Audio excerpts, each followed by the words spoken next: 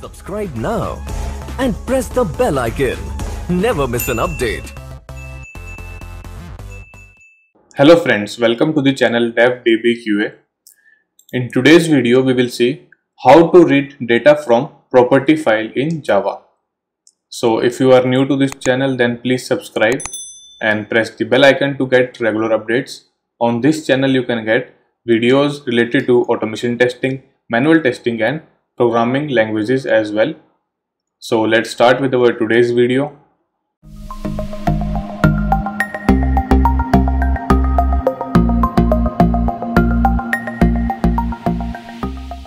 So to read a property file, first of all, we have to create a property file in our project. So for creating a property file, what we have to do, we have to right click on our project, new, and then we have to select file. And let us name the file as test. And we have to remember that the extension that we have to give for this file is properties. So this is the properties file, test.properties. So this .properties extension should be given so that the Java is able to read this property file properly. And if we do not give this .properties extension to this file, then Java will not be able to read it properly. That's why we give it test.properties, and then we will click on finish. So this is the properties file, it is created, and let us create some variables in it. So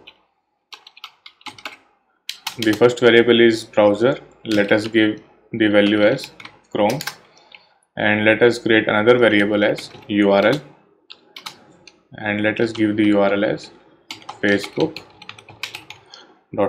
So these are the two variables, browser and URL, that are present in test.properties file.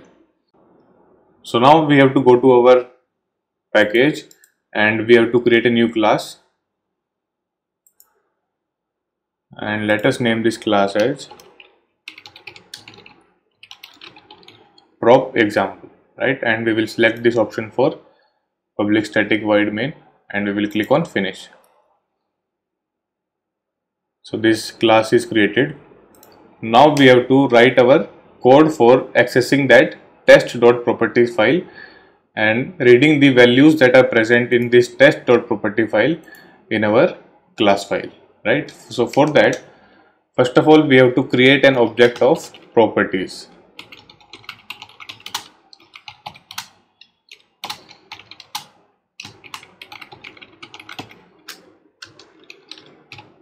So this will create a new object of this properties class, and we have to import it.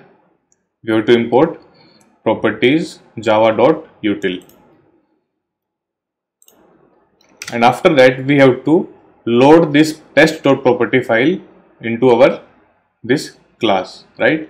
So for loading that, we have to use file input stream, and let us create an object of file input stream FIS equals to new input stream, and in the arguments we have to give the path of this properties file. So for getting the path, let us right click on this property file, properties, and we will copy this location from here, and we will paste that location in the arguments,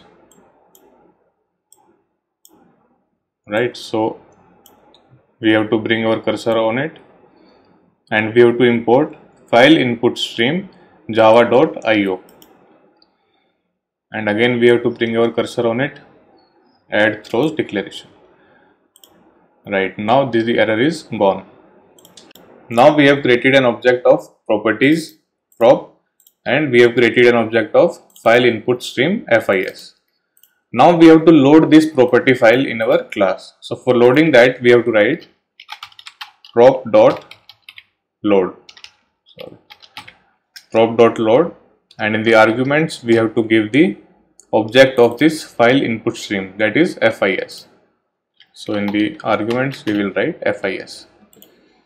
We have to bring our cursor on it, click on this add throw declaration, right? Now we have successfully loaded this property file in our class. Now we will be able to access the variables that are present inside this property file into our class. So to access the variables, we have to write prop.getProperty, and we have to give the key. So the key is browser or URL. So this is the key, browser and URL, and this is the values, Chrome and Facebook.com. So here we have to give the key. So let us first give the key as browser. It will fetch the value of this browser from the test.property file, and let us store it, or we can directly print it on the console. Let us write system.out.println. Now it will print the value of this browser that is present in test.property file in the console. Let us save it and execute it. Let us see what is the output. So now as you can see, Chrome is printed in the console, and Chrome is the value of this browser, right? Now let us fetch the value of the other variable that is present in properties file. Let us write prop.getProperty, and the key is URL. And now let us execute it. Now as you can see, two values are printed. The first one is the browser, that is Chrome, and the other one is the URL value, that is Facebook.com. So this is the method by which we can read the property file in our class. So prop.getProperty is the method by which we can get the value of the browser or URL from the test.properties file. There is one more method by which we can modify the value of the key that is present in test.properties, that is prop.setProperty. So using this setProperty method, we can modify the value of the key that is present in test.property, right? So the key is, let us modify the value of browser. So the key is browser, and let us name the new value as Firefox. And now if I print this prop.getProperty browser, it should print Firefox, because I have modified the value that was present in the test.properties file. Let us run it and see the output. So now as you can see, first it has printed Chrome, then the URL, and after that it has printed Firefox. Because using this setProperty method, we have modified the value of the browser to Firefox. But the value is not modified in this test.properties file. It is only modified in the runtime. So using this setProperty, we can modify the value of the key that is present in test.properties file during the runtime. So if we have to modify the values that is present in the properties file using the code, what we have to do? Earlier we have created an object of file input stream, because we just have to read the property file. Now we have to write the property file. So for writing the property file, we have to create an object of file output stream. So I will copy this line, and we just have to change the input to output. So we have to create an object of file output stream,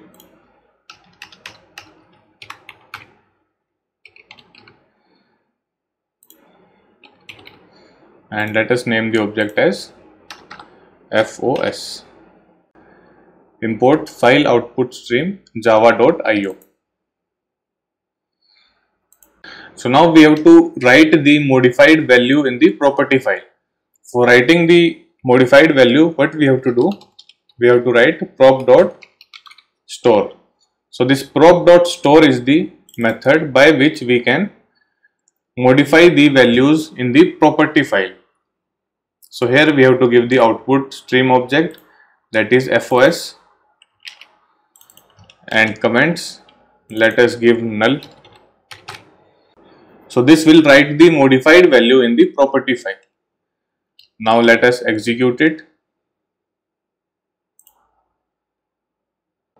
It is executed. Now let us go to our test.properties file.